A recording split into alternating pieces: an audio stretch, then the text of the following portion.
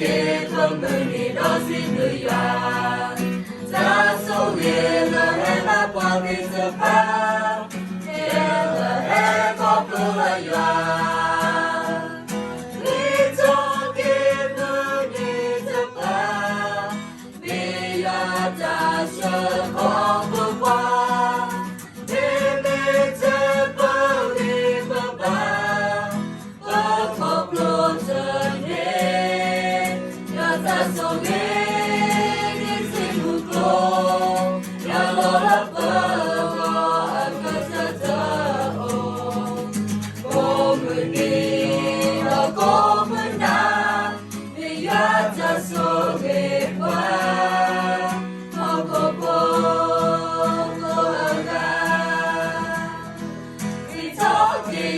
ta so ghê có người đi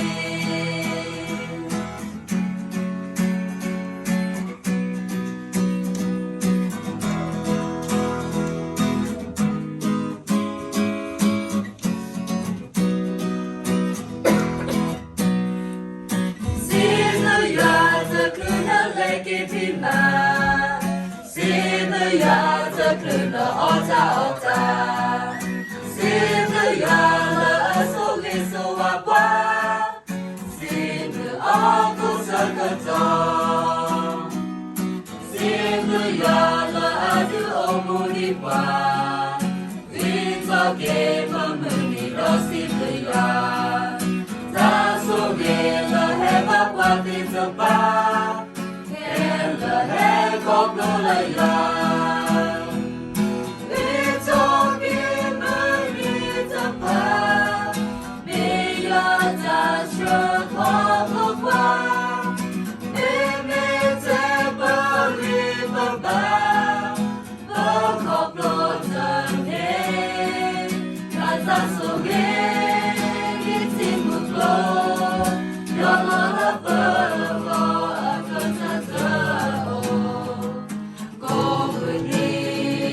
có người nhà vì ya ta so ghê qua